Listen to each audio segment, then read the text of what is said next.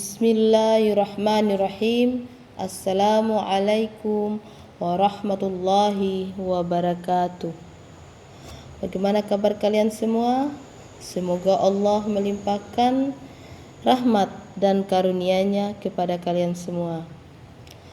Pada hari ini, materi yang akan kita bahas tentang iman kepada Rasul-Rasul Allah Subhanahu wa Ta'ala.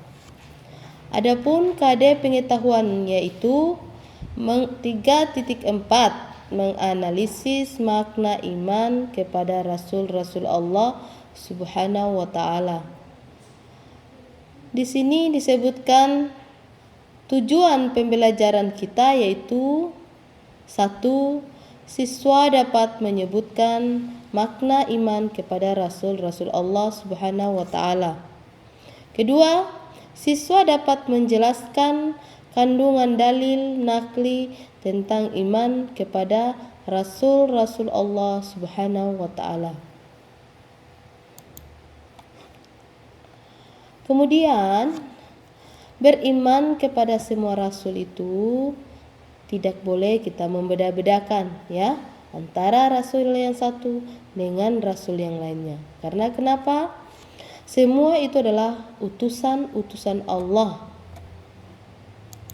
Nah, sebelum kita langkah ke materi pokok, terlebih dahulu kita harus mengetahui isi dari materi yang akan kita sampaikan. Pertama, arti iman kepada Rasul-Rasul Allah Subhanahu wa Ta'ala. 2. Perbedaan Nabi dan Rasul dan menyebutkan nama-nama 25 Nabi. Dan yang ketiga, dalil yang menerangkan perintah beriman kepada Rasul serta makna kandungan dalil tersebut.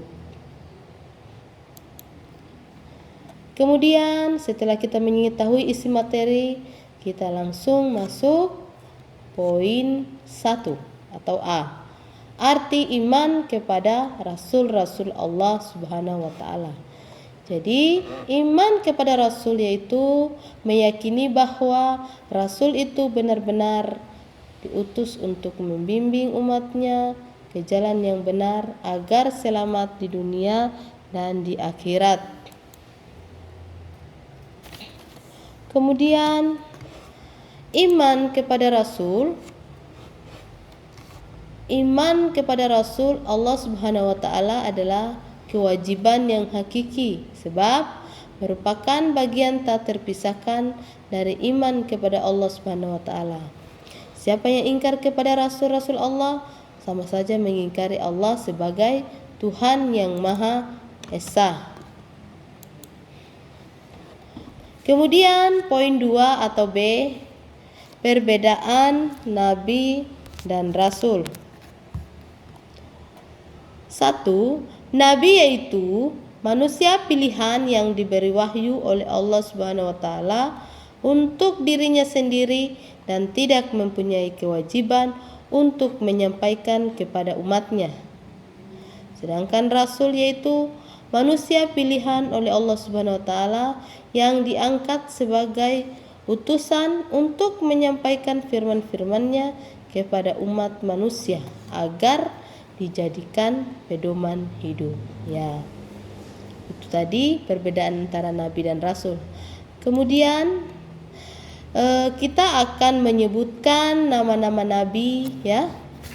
25 nama Nabi yaitu Nabi Adam, Idris, Nuh, Hud, Saleh dan seterusnya sampai Nabi Muhammad sallallahu alaihi wasallam.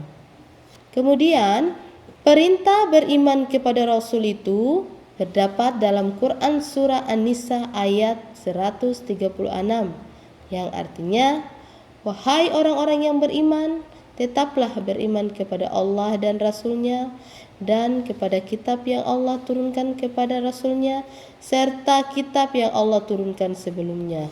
Barang siapa yang kafir kepada Allah, malaikat-malaikatnya, kitab-kitabnya, rasul-rasulnya dan hari kemudian, maka sesungguhnya orang itu telah sesat sejauh-jauhnya.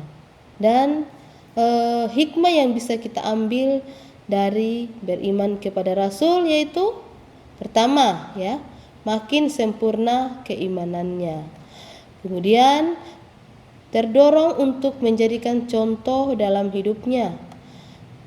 3. Terdorong untuk melakukan perilaku sosial yang baik ya. Misalkan ini contohnya di masyarakat ya, kita harus menunjukkan sikap dan perilaku yang baik kepada masyarakat di sekitar kita. 4. Memiliki teladan dalam hidupnya ya. Jadi kita sebagai manusia harus meneladani sikap-sikap Rasulullah. 5. Mencintai para rasul dengan cara mengikuti dan mengamalkan ajarannya. Kemudian terakhir, mengetahui hakikat dirinya bahwa ia diciptakan Allah Subhanahu wa taala untuk mengabdi kepadanya. Adik-adik sekalian, itu tadi materi tentang beriman kepada Rasul-Rasul Allah Subhanahu wa taala. Semoga apa yang disampaikan tadi bisa bermanfaat dan bisa diterapkan dalam kehidupan sehari-hari. Akhir kata saya ucapkan billahi fisabilil haq wastabihul khairat. Assalamualaikum warahmatullahi wabarakatuh.